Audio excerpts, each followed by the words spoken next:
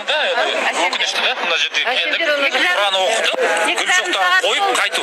Басқа ешқандай жоспар болған жоқ. Тек қана Оян Қазақстанның жастарын ұстап алды дегенде естіп, соларға қолдау көрсетуге баратқан кезде осы жерде ұстады. Енді қорқау билік қол, қорқақ билік, қай жерден бір өйткені аналардың шеру дейді ғой. Шеруге сағында тұрған ештеңе жоқ. Мысалы, қай жерге барып дейсің, 1-2 сағат жүріп қайтар еттім ба, мысалы үшін. Просто өздерін ушықтырып тұр. Өйткені билік қорқақ билік. Олар қай жерден шығатынын білмейді, қай жерден дүмпудің шығатынын білмейді да. Сондықтан олар осындай нәрселердің алдын алады. Енді біз бейбіт түрде келіп қайтатын едік. Біздің талабымыз бүгінге жоқ. Тек соларды босатсын. Егер соны босатса, біз қайтамыз. Өйткені бүгінге жоспар жоқ бізде басқа. Тек босату керек. Біз тұрамыз осы жерде. Тоңбаймыз міне. Шай әкеліп жақтастарымыз. Сонымен тұрамыз. Енді жастарды босату керек. Оларды босатпай біз қайтпаймыз. Рахмет. Оларды босатпай, жастарды босатпай қайтпаймыз дейді бұл жерде. Құқық қорғаушы Маржан апай, сіз бұл жерге қашан келдіңіз? Сол уақыттан бері жүрсіз, ja? Мына әрекетті қалай бағалайсыз? Бұл заңсыз әрекет. Бұл ешқандай заңға сыймайды.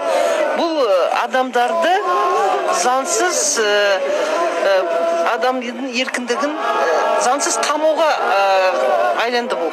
Өйткені қазір адамдар өз пікірін еркін білдіру үшін жиналған. Полиция қызметкерлері қоршап тұрып алды. Уақыт болса, біраз уақыт болды өсіп тұрғанға. Полицияның, прокуратураның, әкімшілік қызметкерлерінің заңды білмегендігін, сауатсыздығын көрсетіп дәлелдеп беріп отыр. Ешқандай заң бұзушылық жоқ. Адамдар өз пікірін білдіруге келді. Енді қазір адамдарға бейбіт түрде тарқатуға мүмкіндік берудің орнына полиция өзі әдейі бәр мүмкіндігін пайдаланып, мына автобустарын айдап келіп, жағдайды ушықтырып тұр. Ешқандай мынау еститін құлағы бар мемлекетке жақындау тұрмақ. Бұл Тоқаевтың сөзінің бәрі нөл болып тұрғы осыменен. Бос сөз. Мөлден бос сөз. Шеруде немесе осыны алаңға шыққан кезде бірден ұстайтын. Қоршау әдісі ол қандай әдіс? Қоршау ұстау әдісі. Заңсыз бұл қамау, бұл қамауға тең. Өйткені қазір адамдар өздерінің еркін ары-бері жүруден, еркіндігінен айырылып тұр. Ешқандай негізсіз. Бұл кісілерге мысалы қазір ешқандай айып тағылып тұрған жоқ. Ресми түрде үстерінен протокол хаттама толтырылған жоқ. Сонда не үшін бұларды ұстап тұр?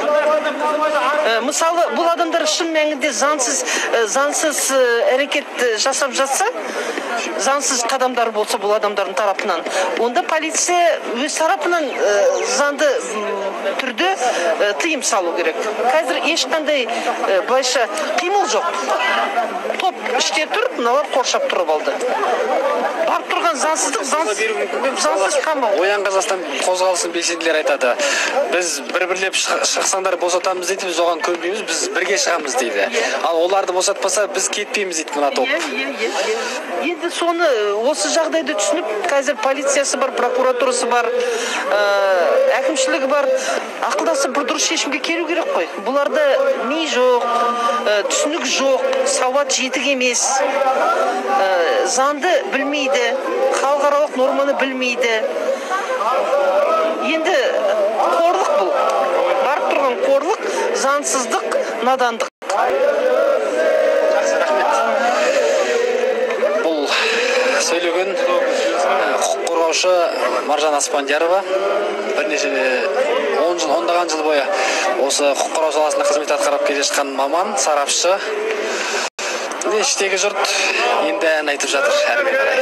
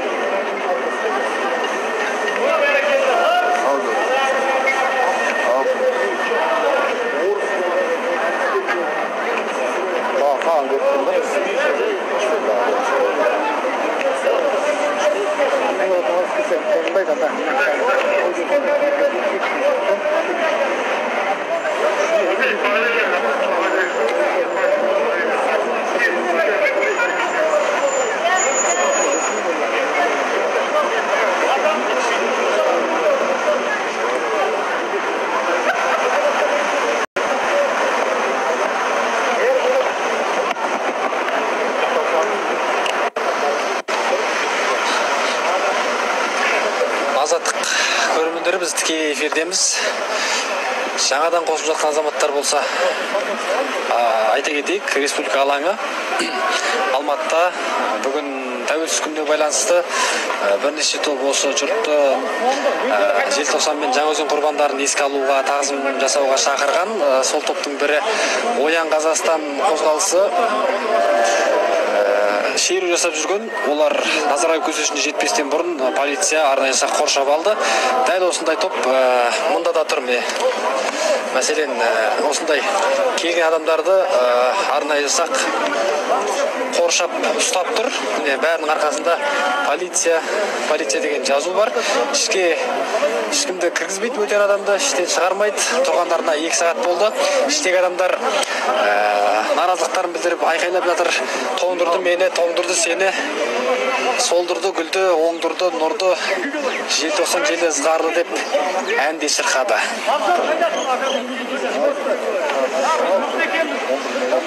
Қолдарында ту бар.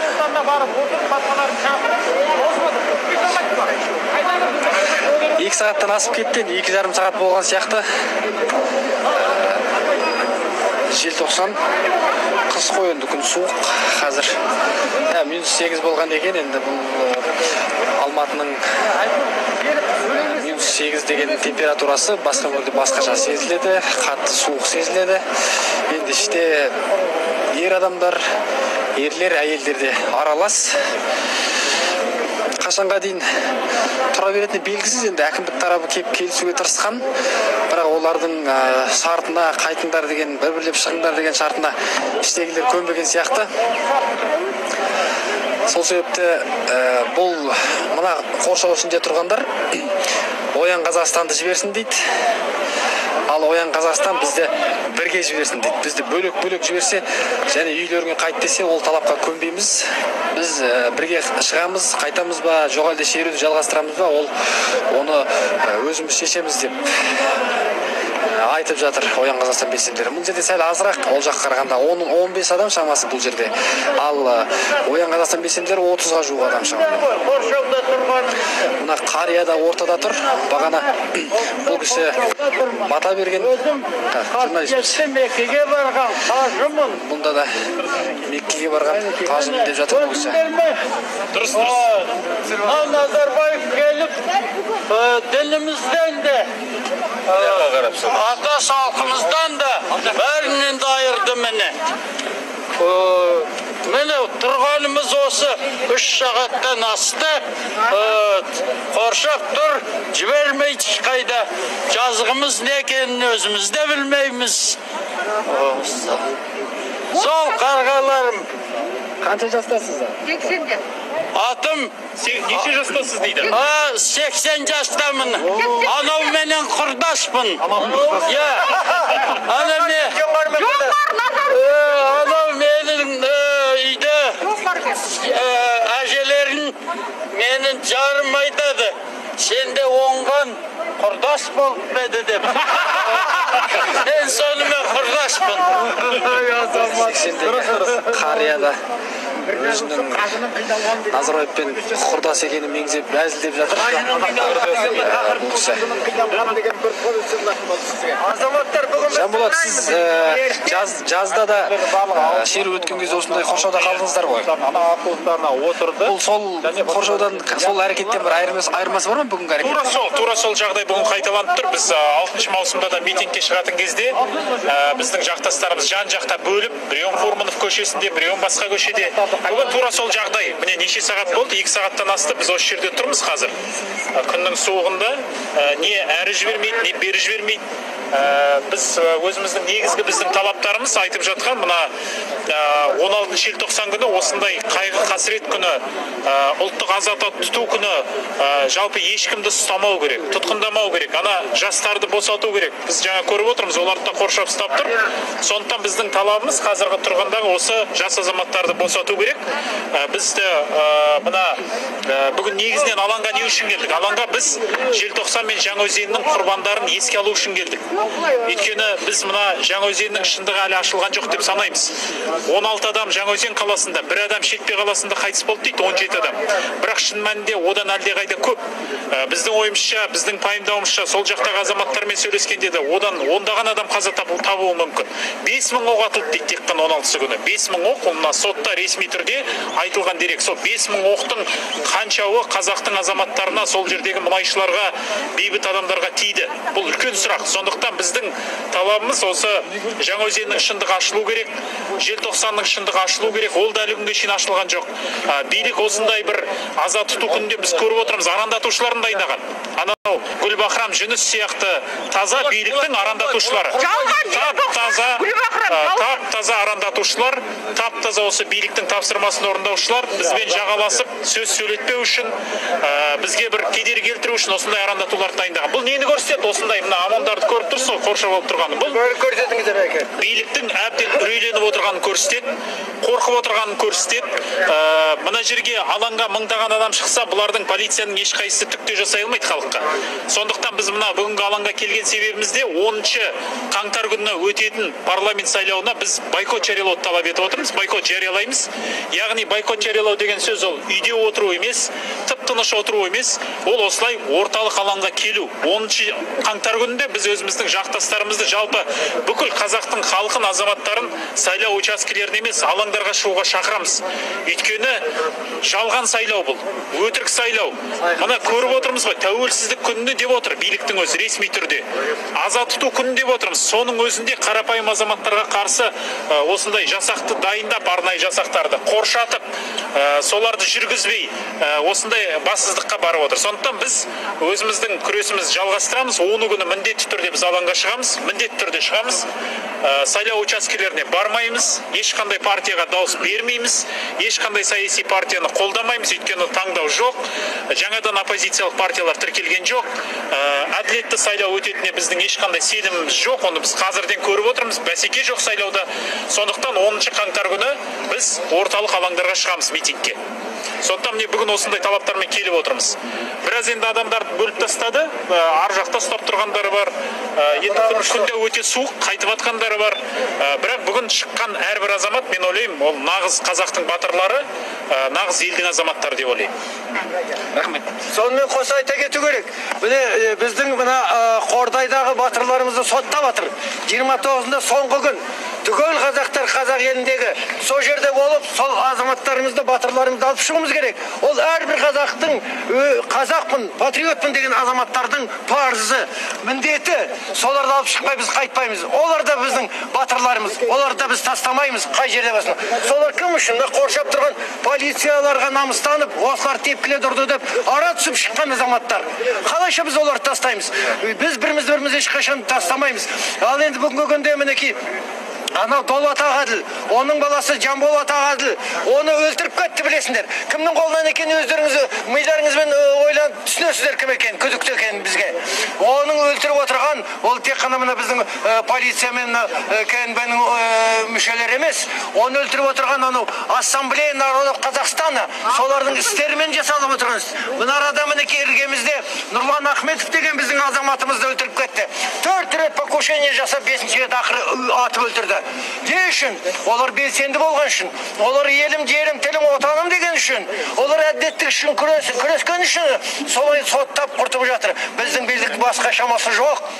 Әрбір азаматты, әрбіріңізді атып, немесе неше түрлі уларды жіберіп, мына аспаннан жіберіп, шайларыңыз қойып, түбіне жетсе қазақ елінің, осындай ақырын геноцид жасап, құртып жіберсе, содан кейін асықпай қалған жерімізді, мына Қытай Халық Республикасына, Ресейге табыс етсе, оларға сол керегі, ол мақсаты. Бірақ біз қазақ халқы ешқашанда ондайға жол бермейміз, бергізбейміз біз ешқашан. Біз қазақтар қашанда алдамыз. Нұрлан Бұланбаев, қазақ патриот. Алға қазақтар, қолдайық. Рахмет. Бұл кісі де осы қоршау ішінде тұрған кісілердің бірі. 2, 4, 6, 8, енді 12, 13 кісі тұр екен. бұл жердің сайлау Лепесов ағамыз мырза бұл кісі желтоқсан оқиғасына қатысқан азаматтардың келесі айдың орнында мына нелерді мына келесі айдың орнында мына полиция қоршап тұр.